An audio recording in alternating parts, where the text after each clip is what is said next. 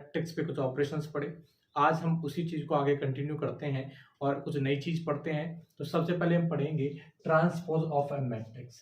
आपको एक कोई मैट्रिक्स दे रखी है जिसका ऑर्डर m क्रॉस n है, तब उसका ट्रांसपोज को हम डिनोट करते हैं AT से। और ये हम ऑब्टेंड कैसे करते हैं, इसको ऑब्टेंड करने के लिए हम क्या करें, जो मैट्रिक्स हमको ओरिजिनल मैट्रिक्स दे रखी है उसकी रोज को कॉलम में चेंज कर दो और कॉलम को रो में चेंज कर दो। जो नई मैट्रिक्स बनेगी उसको हम कहेंगे ट्रांसपोज ऑफ मैट्रिक्स ए। इसे सपोज करो एग्जांपल में कि आपको एक मैट्रिक्स ए दे रखी है,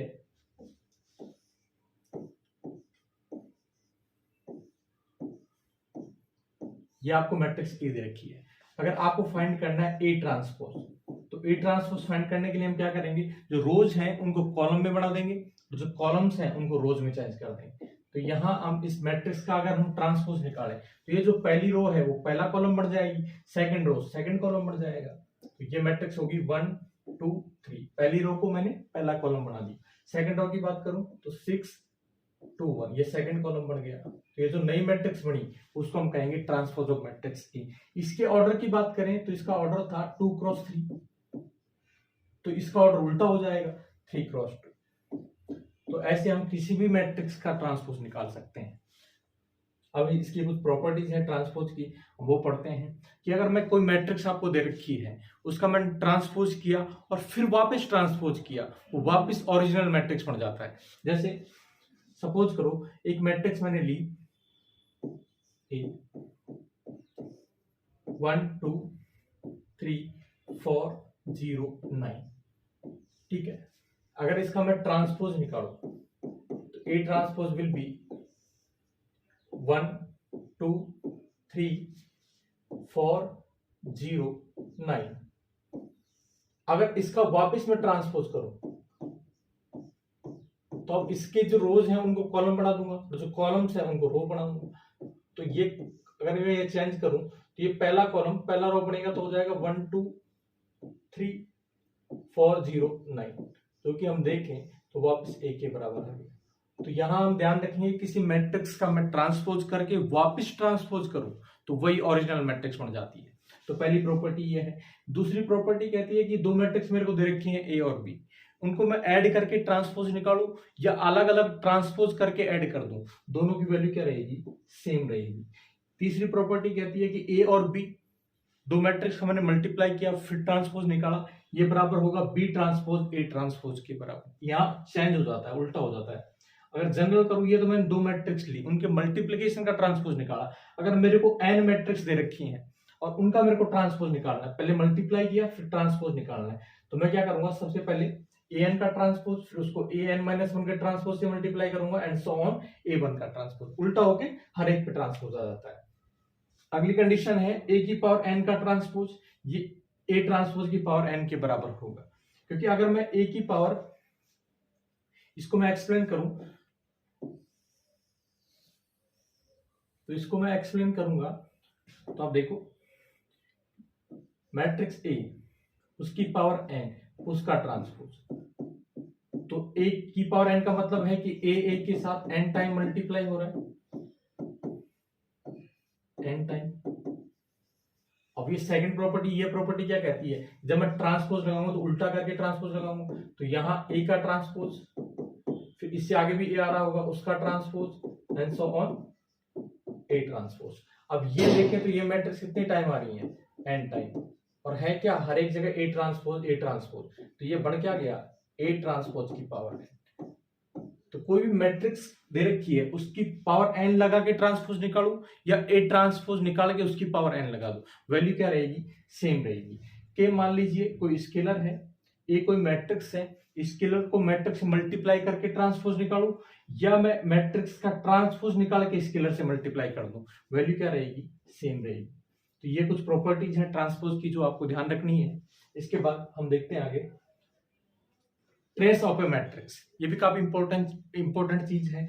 ट्रेस हर मैट्रिक्स का नहीं निकलता है, ट्रेस निकलता है केवल स्क्वायर मैट्रिक्स का। तो नेसेसरी कंडीशन है कि स्क्वायर मैट्रिक्स है तब ही ट्रेस की बात करेंगे, अदरवाइज हम बात नहीं करेंगे। तो कोई आपको एक मैट्रिक्स दे रखी है एन क्रॉस एन ऑर्डर की स्क्वायर मैट्रिक्स है, तो इसका ट्रेस क्या होता है, इसकी जो डायगोनल में एंट्रीज आ रही है उसके सम को हम कहते हैं trace of matrix A.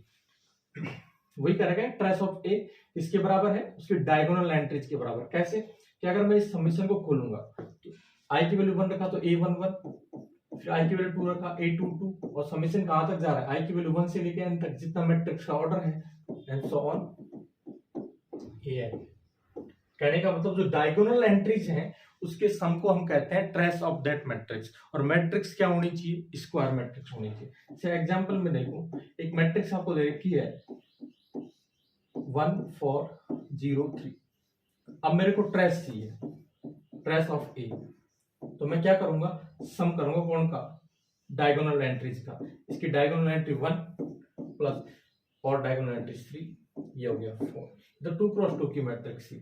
Same तरीके से 3 क्रॉस 3 की मैट्रिक्स का भी निकाल सकते हैं, या उससे बड़े ऑर्डर की मैट्रिक्स का भी हम ट्रेस निकाल सकते हैं। तो ट्रेस क्या होता है, sum of diagonal entries of a square matrix is called trace of that matrix.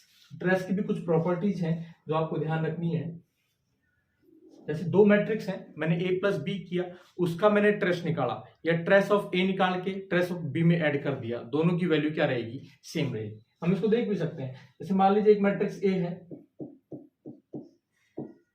A I j m cross n order की, और एक मैट्रिक्स आपको बी दे रखी है B i j m cross N की। तो अगर a प्लस बी करूं तो ये भी m क्रॉस n की मैट्रिक्स बनेगी। और कैसे बनेगी, कॉरस्पॉन्डिंग एंट्री जुड़ के। तो ए आई जे किसमें जुड़ेगा, बी आई जे में, ये भी m क्रॉस n की मैट्रिक्स। अगर मैं trace of a plus B करूं, trace of a plus B, तो इसकी जो डायगोनल एंट्रीज उसका सम, मतलब समेशन i की वैल्यू 1 से लेके n तक a i i plus b i i. Summation की प्रॉपर्टी होती है कि समेशन अलग अलग जगह डिस्ट्रीब्यूट हो जाएगा। समेशन i की वैल्यू 1 से लेके n तक a i i plus summation i की वैल्यू 1 से लेके n b आई आई। पीछे वाले को देखें, इसको देखें, तो ये ट्रेस ऑफ मैट्रिक्स a बढ़ जाएगा, प्लस इसको देखें तो ये ट्रेस ऑफ b बढ़ जाएगा। तो trace of a plus b is equal to trace of a plus trace of b। Same तरीके से माइनस में भी होता है कि दो मैट्रिक्स को मैं माइनस कर रहा हूं, तो ट्रेस ऑफ ए निकाल के माइनस कर दो ट्रेस ऑफ बी। ठीक है। इसके बाद है कि अगर कोई आपको मैट्रिक्स दे रखी है जो स्क्वायर मैट्रिक्स, तो ट्रेस ऑफ ए और ट्रेस ऑफ ए ट्रांसपोज ये भी क्या रहता है, सेम रहता है।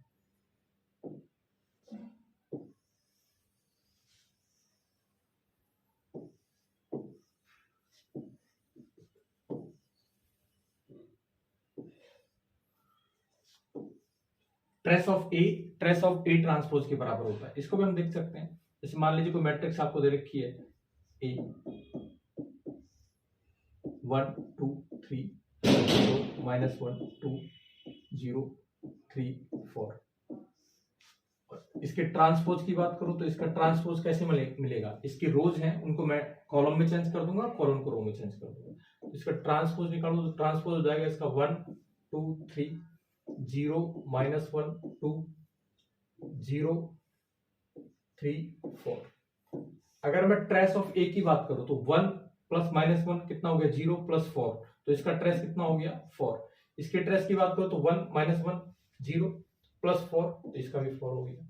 तो डायगोनल जब भी मैं ए और ए से ए ट्रांसपोज निकालूंगा तो डायगोनल एंट्रीज तो अपनी जगह पे रहती हैं, क्योंकि जब मैं मान लो अगर पहली रो को मैं पहले कॉलम में चेंज करूंगा तो A11 अपनी उसी जगह पे रहा। सेम तरीके से अगर मैं दूसरी कॉलम को दूसरी रो में चेंज करूंगा तो A22 अपनी जगह पे रहेगा। तो डायगोनल एंट्रीज जब ए से ए ट्रांसपोज निकालते हैं तो डायगोनल एंट्रीज अपनी जगह से नहीं हटती हैं, यानी ए में और ए ट्रांसपोज में जो डायगोनल एंट्रीज हैं वो सेम रहती हैं। इसलिए ट्रेस ऑफ ए और ट्रेस ऑफ ए ट्रांसपोज बराबर होता है।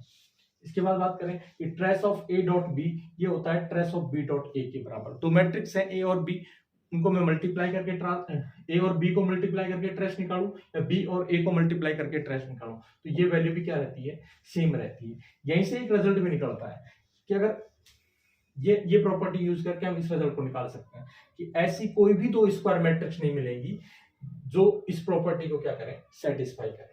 क्योंकि अगर मान लें हम कि कोई दो मैट्रिक्स ऐसी हैं जो इस प्रॉपर्टी को सेटिस्फाई कर रही हैं, तो कुछ न कुछ कॉन्ट्राडिक्शन आ जाएगा। देखो क्या कॉन्ट्राडिक्शन आता है। तो आपको ध्यान रखना है कि ऐसी कोई भी दो स्क्वायर मैट्रिक्स नहीं मिलेंगी और एन ऑर्डर की जो इस कंडीशन को सेटिस्फाई करे।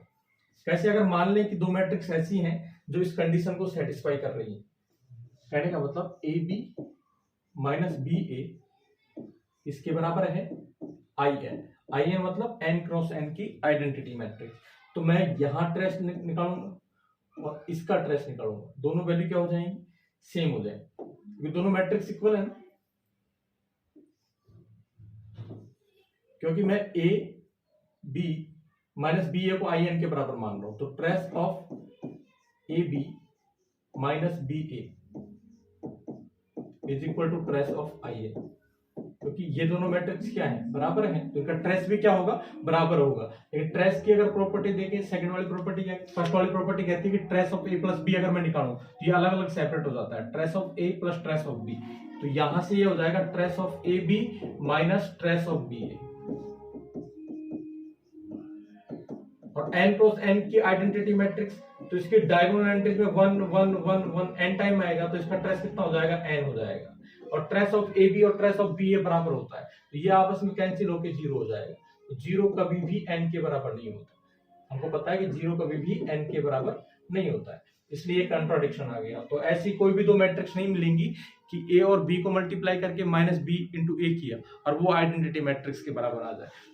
ये प्रॉपर्टी आपको ध्यान रखनी है, कई बार पूछ लेता है एग्जाम में। इसके बाद हम आते हैं अगले, कॉन्जुगेट ऑफ ए मैट्रिक्स। आपको कोई भी एक मैट्रिक्स दे रखी है ए, तो उसकी कॉन्जुगेट मैट्रिक्स निकालने के लिए आप क्या करें? ए के हर एक एलिमेंट को उसके कॉन्जुगेट से रिप्लेस कर दें। सपोज करो आपको एक मैट्रिक्स दे रखी है ए 1 2 plus iota 4 iota 2 minus 3 iota. तो अगर इसका मैं कॉन्जुगेट निकालना चाहूं तो कॉन्जुगेट में क्या करूंगा? ए के हर एक एलिमेंट को मैं उसकी कॉन्जुगेट से चेंज कर दूंगा। ए रियल नंबर है तो इसका कॉन्जुगेट इसी के बराबर, इसका कॉन्जुगेट क्या हो जाएगा? 2 माइनस आयोटा। इसके कॉन्जुगेट की बात करूं तो इसका कॉन्जुगेट -4 आयोटा। इसके कॉन्जुगेट की बात करूं तो 2 प्लस 3 आयोटा। तो किसी भी मैट्रिक्स का अगर आपको निकालना है कॉन्जुगेट, तो उस मैट्रिक्स के हर एक एलिमेंट को या कहें हर एक एंट्रीज को उसके कॉन्जुगेट से ट्रांसफर कर दो, तो मैट्रिक्स का आपको मिल जाएगा कॉन्जुगेट। कॉन्जुगेट की कुछ प्रॉपर्टीज है। अगर किसी मैट्रिक्स का मैंने कॉन्जुगेट निकाला फिर वापस कॉन्जुगेट निकाला तो वापस मैट्रिक्स ए के बराबर हो जाएगा, क्योंकि पहले आप मैट्रिक्स ए थी उसका कॉन्जुगेट निकाल रहे थे, तो हर एक एलिमेंट को आपने क्या किया? कॉन्जुगेट से रिप्लेस कर दिया। फिर वापस कॉन्जुगेट निकाला तो उस कॉन्जुगेट हुए एलिमेंट का वापस कॉन्जुगेट करेंगे तो ओरिजिनल एलिमेंट बढ़ जाएगा, तो वापस मैट्रिक्स ए बढ़ जाएगी। इसी प्रकार सेकंड प्रॉपर्टी है कि दो मैट्रिक्स को मैं प्लस कर रहा हूं और पूरे का मैं कॉन्जुगेट निकालूं, क्या अलग अलग के कॉन्जुगेट निकाल के ऐड कर दूं तो वैल्यू सेम रहेगी। सेम चीज माइनस के लिए भी होती है। दो मैट्रिक्स हैं ए और बी, ए माइनस बी का मैं कॉन्जुगेट निकालूं या A conjugate minus B conjugate निकालूं, वैल्यू सेम है।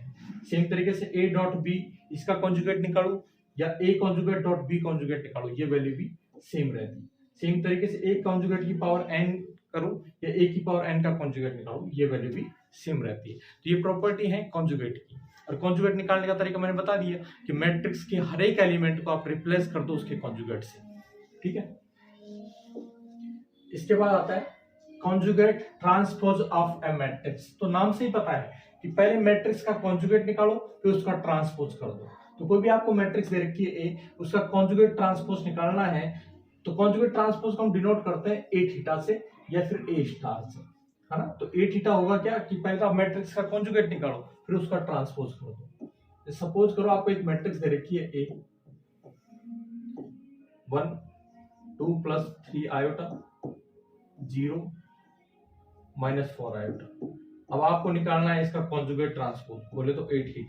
तो पहले क्या करो, इसके हर एक एलिमेंट को कॉन्जुगेट से रिप्लेस करो। तो रियल नंबर है तो रियल नंबर का कॉन्जुगेट खुद ही होता है। इसका कॉन्जुगेट क्या हो जाएगा 2 माइनस 3 आयोटा और इसका कॉन्जुगेट 0 का कॉन्जुगेट 0 माइनस 4 आयोटा का कॉन्जुगेट 4 आयोटा। और कॉन्जुगेट ट्रांसपोज निकालने के लिए कॉन्जुगेट निकालने के बाद ट्रांसपोज कर देते हैं। तो इसका ट्रांसपोज करोगे तो हो जाएगा 1 2 माइनस 3 आयोटा 0 4 आयोटा। तो किसी मैट्रिक्स का कॉन्जुगेट ट्रांसपोज ऐसे निकालते हैं। पहले आप क्या करें, पहले कॉन्जुगेट निकालें फिर ट्रांसपोज कर दें, या फिर आप ऐसे भी कर सकते हैं पहले ट्रांसपोज निकालें फिर कॉन्जुगेट कर दें। तो कैसे भी करके आप क्या कर सकते हैं, कॉन्जुगेट ट्रांसपोज निकाल सकते हैं किसी मैट्रिक्स का। तो इसकी भी कुछ, अब इसके बाद आती है सम स्पेशल मैट्रिक्स, कुछ स्पेशल मैट्रिक्स हैं। एक स्क्वायर मैट्रिक्स, पहले आती है सिमेट्रिक मैट्रिक्स। कि एक स्क्वायर मैट्रिक्स है उसको मैं कहूंगा symmetric matrix if A transpose equal to A, यानी किसी मैट्रिक्स का ट्रांसपोज अगर उसी के बराबर आ जाए तो ऐसी स्क्वायर मैट्रिक्स को मैं कहता हूं सिमेट्रिक मैट्रिक्स। जैसे सपोज करो एक मैट्रिक्स दे रखी है आपको ए, इसके अंदर एंट्रीज आ रही हैं 1 2 2 4, 2 क्रॉस 2 की मैट्रिक्स है। अब हम देखना चाह रहे हैं कि ये सिमेट्रिक है या नहीं है। सिमेट्रिक होने का तरीका देखो, एक तो ये है कि डायगोनल के आसपास आप एलिमेंट देखो, डायगोनल को छोड़ दो और बाकी एलिमेंट देखो वो आपस में सिमेट्रिक है या नहीं है। या फिर आप ऐसा कर सकते हैं, इसका ट्रांसपोज निकालो, अगर वो वापस ए के बराबर आ जाए तो ए ट्रांसपोज निकालो तो क्या हो जाएगा, रो किसमें चेंज हो जाएगी, कॉलम में। तो पहली रो पहला कॉलम बढ़ेगी तो 1 2, सेकंड रो सेकंड कॉलम बढ़ेगा तो 2 4, और हमने इसको ध्यान से देखा तो वापस ए बढ़ गया। तो किसी भी मैट्रिक्स का अगर ट्रांसपोज वापस उसी के बराबर आ जाए तो ऐसी मैट्रिक्स को मैं कहता हूं सिमेट्रिक मैट्रिक्स। अगर मान लीजिए आपको ए और बी दो सिमेट्रिक मैट्रिक्स दे रखी हैं तो ए प्लस बी भी सिमेट्रिक होता है और ए माइनस बी भी सिमेट्रिक होता है। कैसे, आपको दे रखा है कि ए और बी दोनों क्या है, सिमेट्रिक है, दोनों सिमेट्रिक है। अगर ए सिमेट्रिक है तो ए ट्रांसपोज ए के बराबर होगा और बी ट्रांसपोज बी के बराबर होगा। हम क्या कह रहे हैं कि ए और बी अगर सिमेट्रिक हैं तो ए प्लस बी भी सिमेट्रिक होगा और ए माइनस बी भी सिमेट्रिक होगा। हमने मान लिया कि ए और बी सिमेट्रिक हैं, दोनों सिमेट्रिक है तो ए ट्रांसपोज ए के बराबर, बी ट्रांसपोज बी के बराबर। अब हम बात करें ए प्लस बी, तो ए प्लस बी कब सिमेट्रिक होगा, जब ए प्लस बी का ट्रांसपोज ए प्लस बी के बराबर आ जाए। तो हम ए और बी को तो ऑलरेडी सिमेट्रिक मान के चल रहे हैं, अब इसका हम ट्रांसपोज निकालें तो ट्रांसपोज की प्रॉपर्टी कहती है कि अलग अलग पे क्या लग जाएगा, ट्रांसपोज लग जाएगा। अब ए और बी को हम सिमेट्रिक मान रहे हैं तो ए ट्रांसपोज ए के बराबर और बी ट्रांसपोज बी के बराबर। तो हमने यहां से देखा कि ए प्लस बी का ट्रांसपोज वापस ए प्लस बी के बराबर आ गया, इसका मतलब ए प्लस बी सिमेट्रिक हो गई। सेम तरीके से ए माइनस बी भी क्या होगा, सिमेट्रिक होगा।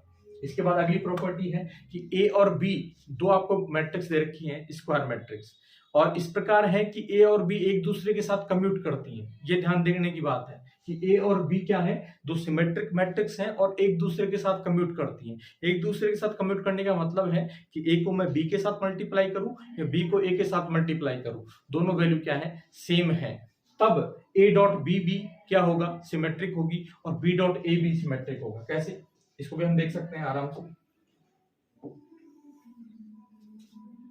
हम क्या मान रहे हैं कि ए और बी दोनों सिमेट्रिक हैं, हम मान के चल रहे हैं कि ए और बी दोनों सिमेट्रिक हैं और एक दूसरे के साथ कम्यूट भी करती हैं कि ए बी बराबर बी ए है। तो हम दिखाना चाह रहे हैं कि ए डॉट बी और बी डॉट ए भी सिमेट्रिक होगी।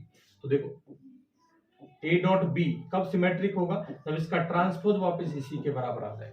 तो ए डॉट बी का ट्रांसपोज निकालें तो ट्रांसपोज की प्रॉपर्टी कहती है हो जाएगा B transpose dot A transpose. चूंकि बी सिमेट्रिक है तो बी ट्रांसपोज बी के बराबर, चूंकि ए सिमेट्रिक है तो ए का ट्रांसपोज ए के बराबर। हम फिर कह रहे हैं कि ए बी और बी ए दोनों एक दूसरे के साथ कम्यूट करती हैं तो बी ए किसके बराबर हो गया, ए डॉट बी के बराबर। तो देखो ए डॉट बी का ट्रांसपोज ए डॉट बी के बराबर आ गया, तो ये मैट्रिक्स क्या हो गई, सिमेट्रिक हो गई। लेकिन नेसेसरी कंडीशन है कि दो मैट्रिक्स क्या है, सिमेट्रिक है और उनका मल्टीप्लिकेशन कम्यूटेटिव है, तब जाके ए डॉट बी भी सिमेट्रिक होगा और बी डॉट ए भी सिमेट्रिक होगा। सपोज करो अगर ऐसी कंडीशन नहीं होती तो हम नहीं कह सकते कि नहीं, क्या है, क्या होगी नहीं, कहना तो बहुत दूर की बात है कि ए बी अगर बी ए के बराबर नहीं है तो ए डॉट बी सिमेट्रिक होगी नहीं। उसके लिए नेसेसरी कंडीशन है कि ए बी को बी ए के बराबर होना पड़ेगा। तो ए और बी अगर सिमेट्रिक मैट्रिक्स हैं तो ए डॉट बी भी सिमेट्रिक मैट्रिक होगी if and only if A B बराबर बी है। इसके बाद अगर कोई भी मैट्रिक्स है, देखिए आर्बिट्री मैट्रिक्स, अपनी मर्जी के हिसाब से कोई भी मैट्रिक्स उठाए है ना, और उसके ट्रांसपोज में उसको मैं ऐड कर दूं, लेकिन मैट्रिक्स होनी चाहिए स्क्वायर। कोई भी स्क्वायर मैट्रिक्स है उसको मैं उसके ट्रांसपोज में ऐड कर दूं तो ये नई मैट्रिक्स बनेगी, ये हमेशा सिमेट्रिक बनती है, ये लिखा हुआ है। तो इसका देखो सिमेट्रिक कब होगी, जब इसका ट्रांसपोज वापस इसी के बराबर आ जाए। तो यहाँ ट्रांसपोज की प्रॉपर्टी लगाए तो पहले का ट्रांसपोज, फिर क्या आ जाएगा ए ट्रांसपोज का ट्रांसपोज। फिर हमने पढ़ा था ए ट्रांसपोज तो ऐसे कि ऐसे, ये ट्रांसपोज का ट्रांसपोज वापस उसी मैट्रिक्स के बराबर हो जाता है। हमने पहले पढ़ा था कि मैट्रिक्स का एडिशन कम्यूटेटिव होता है, तो इसकी जगह हम लिख देंगे ए प्लस ए ट्रांसपोज। हमने देखा कि ए प्लस ए ट्रांसपोज का ट्रांसपोज वापस ए प्लस ए ट्रांसपोज के बराबर आ गया। इसका मतलब ए प्लस ए ट्रांसपोज क्या है, सिमेट्रिक मैट्रिक्स है। इसके बाद आगे की बात करें स्क्यू सिमेट्रिक मैट्रिक्स। तो कोई भी स्क्वायर मैट्रिक्स है उसको मैं स्क्यू सिमेट्रिक कहूंगा if A transpose equal to minus A. A transpose किसके बराबर हो जाए, माइनस ए के बराबर, या कहें ए आई जे किसके बराबर हो जाए, ये थोड़ा गलत लिखा हुआ है, ए आई जे बराबर हो जाए माइनस के ए जे आई। कहने का मतलब A12 बराबर हो जाए माइनस के A21 के बराबर, A13 बराबर हो जाए माइनस के A31 के बराबर। कहने का मतलब जैसे आप समझे एक मैट्रिक्स आपको दे रखी है ए,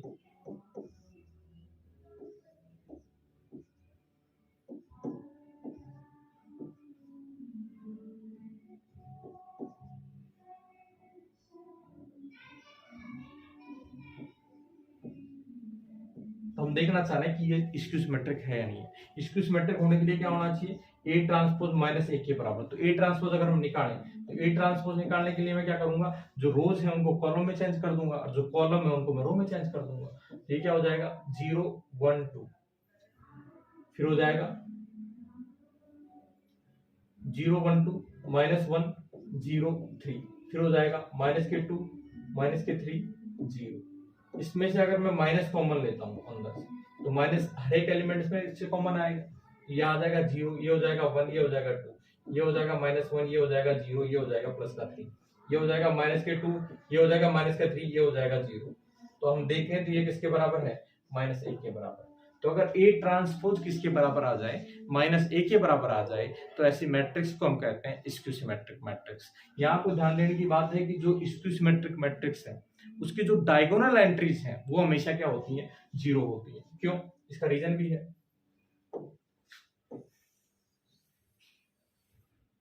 क्योंकि आप देखें कि स्क्यू सिमेट्रिक मैट्रिक्स होने के लिए ये कंडीशन है कि ए आई जे माइनस के ए जे आई के बराबर होना चाहिए।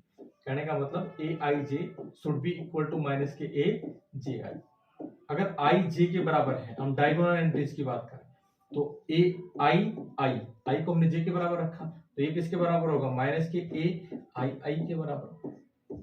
तो इसको हम उधर लेंगे तो ये होगा 2 टाइम ए आई बराबर 0। तो यहां से रिजल्ट आ गया कि ए आई बराबर 0। कहने का मतलब स्क्यू सिमेट्रिक मैट्रिक्स है उसकी डायगोनल एंट्री 0 होती है। तो ये आपको ध्यान रखना है।